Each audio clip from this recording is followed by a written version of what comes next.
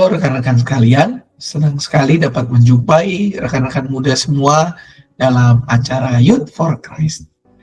Renungan kita pada edisi hari ini, Senin 9 Februari 2026, didasarkan berjudul Jangan Menolak Kasih Karunia Allah, yang didasarkan pada Roma 11 ayatnya yang kedua hingga ayat 10. Namun sebelum kita melangkah lebih lanjut, mari kita bersama berdoa.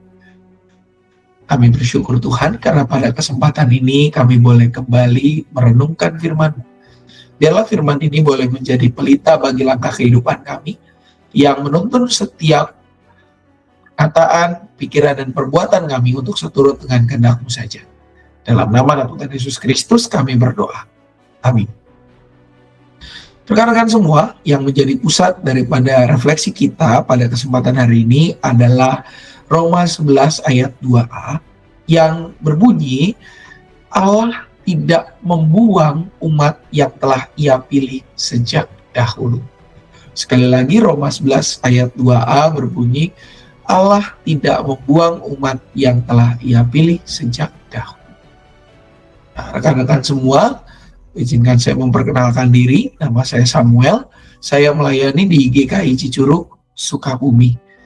Dan senang sekali bisa menjumpai rekan-rekan semua dalam acara Youth for Christ hari ini. Nah, teman-teman semua, Israel adalah bangsa pilihan Allah. Namun sebagai bangsa pilihan, hidup mereka jauh dari Allah. Pada zaman kepemimpinan Elia, bangsa Israel menjadi bangsa pemberontak. Tidak hanya itu, mereka menentang Allah, menghancurkan mezbah, menyembah Baal, bahkan membunuh para nabi. Karena itu, Elia mengadu kepada Allah bahwa hanya Dialah yang masih beriman. Masa depan Israel tampak suram dan tidak jelas. Mereka semestinya akan mengalami kehancuran sebagai hukuman karena pemberontakan dan pengkhianatan yang mereka lakukan terhadap Tuhan. Namun, dalam Roma 11 ayat 2 sampai dengan 10, Paulus menyatakan bahwa akhir dari kisah bangsa pilihannya ini tidak tragis. Allah tidak membuang umat yang dipilihnya. Paulus memberikan contoh dirinya sendiri dan 7.000 orang pada zaman Elia di Perjanjian Lama. Mengapa Allah seakan-akan membiarkan bangsa Israel berenang-renang dalam dosa? Bukan karena Allah tidak adil dalam hukumnya, tapi karena bangsa Israel masih dibutakan oleh dosa sehingga tidak mampu melihat anugerah Allah.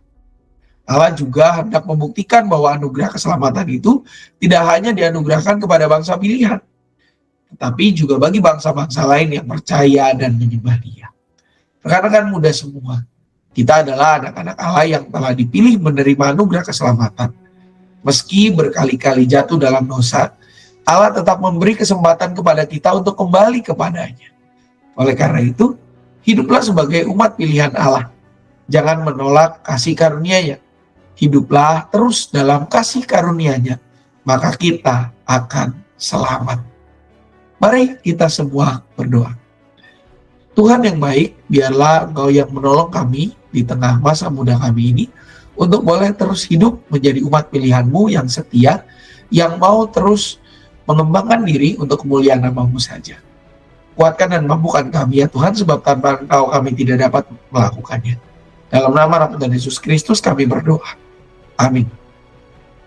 Demikianlah renungan kita hari ini, rekan-rekan muda semua. Jangan lupa subscribe, like, dan bagikan video ini kepada rekan-rekan kita yang lain agar menjadi berkat. Tuhan memberkati.